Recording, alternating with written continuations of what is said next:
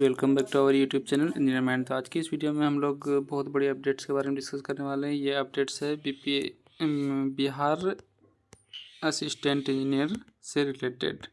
तो बिहार में assistant engineer की वैकेंसीज आई हुई है और कौन कौन अप्लाई कर सकते हैं, कौन कौन इसके लिए एलिजिबल है, डिटेल्स में एक एक करके डिस्कस करेंगे। इससे पहले आपसे रिक्वेस्ट है कि अभी तक आपने हमारे चैनल इंजीनियर माइंड को सब्सक्राइब नहीं किया तो चैनल को सब्सक्राइब कर लो, वीडियो अच्छा लगे तो लाइक कर दो और शेयर कर दो।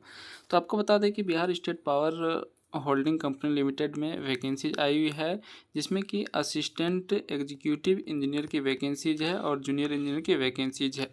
जिन लोगों ने पहले ही अप्लाई कर दिया है तो वो लोगों को अप्लाई नहीं करना है उन लोगों को, और जो लोग नहीं किए हैं अप्लाई वो अप्लाई कर सकते हैं। इसमें पूरा जो क्राइटेरिया है एडवर्टाइजमेंट का वो पहले जैसे होगा। ये इसलिए फिर से ओपन किया गया है क्योंकि जो रिजर्वेशन पॉलिसी था वो सुप्रीम कोर्ट में दिया गया था और उसी के अकॉर्डिंग जो पहले का रिजर्वेशन पॉलिसी है उसी के अकॉर्डिंग इसमें मतलब सीट का जो रिजर्वेशन है वो कैटेगरी वाइज दिया गया था।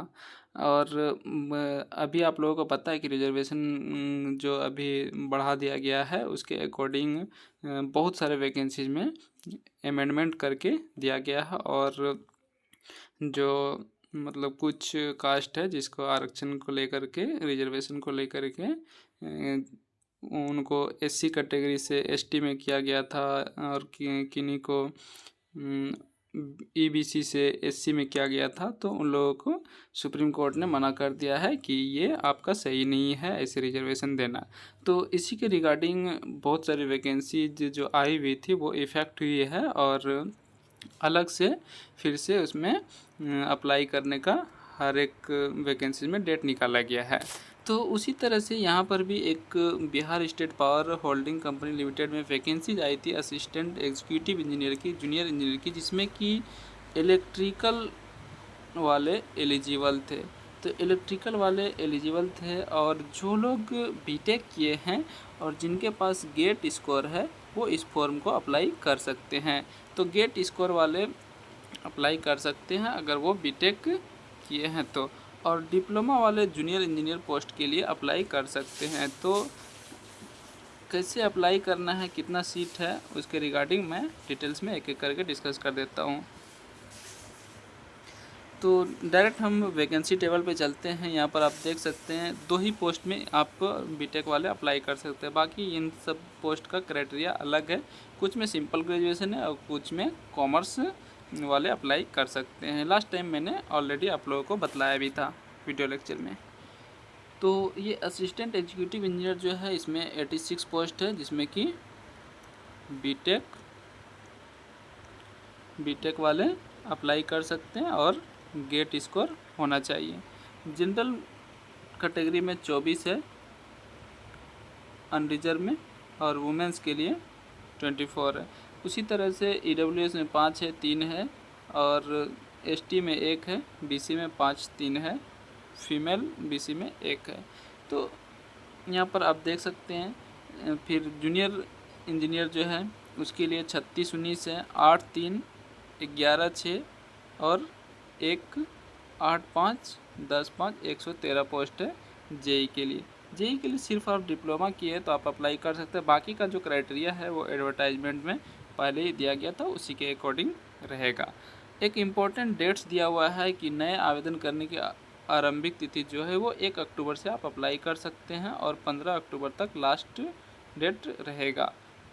एक इम्पॉर्टेंट पॉइंट यहाँ पर लिखा गया है कि जो पूर्व में आवेदन भर चुके अभ्यर्थी उन्हें पुनः उसी पद के लिए नए सिरे से आवेदन करने की आवश्यकता नहीं है। नए अभ्यर्थी अपनी शैक्षणिक योग्यता अर्हता के अनुरूप ऑनलाइन आवेदन भरने के पूर्व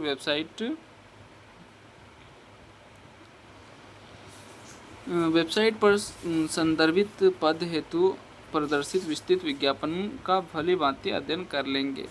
उपरोक्त पदों के लिए आयोजित होने वाली सीबीटी के कार्यक्रम के संबंध में सूचना का प्रकाशन अलग से किया जाए। सीबीटी जो होगा ना तो वो जेई और बाकी का जो पोस्ट है उनके लिए होगा, लेकिन असिस्टेंट एग्जीक्यूटिव इंजीनियर के लिए जो बीटेक लेवल है उनके लिए सिर्फ गेट स्कोर चाहिए।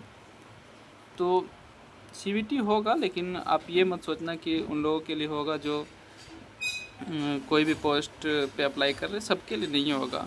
जिनके पास गेट स्कोर है उसका डायरेक्ट सिलेक्शन होगा।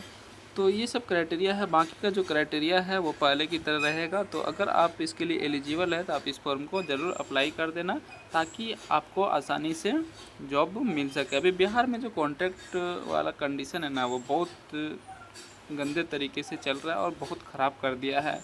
ऐसे में अगर किसी को बोला गया था 25 मार्क्स और दे रहा है 25%, मीन्स 130 प्लस मार्क्स दे रहा है, ये कहीं से भी सही नहीं है। हम लोगों ने कोशिश किया प्रोटेस्ट और स्ट्राइक करने का, बट बहुत से लोग रेडी नहीं होते हैं, दिक्कत ये हो जाता है। और अगर रेडी होते हैं तो सबका टाइमिंग मैच नहीं कर पाता है। तो यही रीज़न है कि लेकिन कुछ तो करना पड़ेगा, जिसके वजह से हम लोगों को जो बेनिफिट्स हैं फ्रेशर लोगों को वो मिल सके। तो उम्मीद है आप इस फॉर्म के लिए एलिजिबल होंगे, तो आप ज़रूर अप्लाई करना। और वीडियो अच्छा लगे तो लाइक कर देना और शेयर कर देना।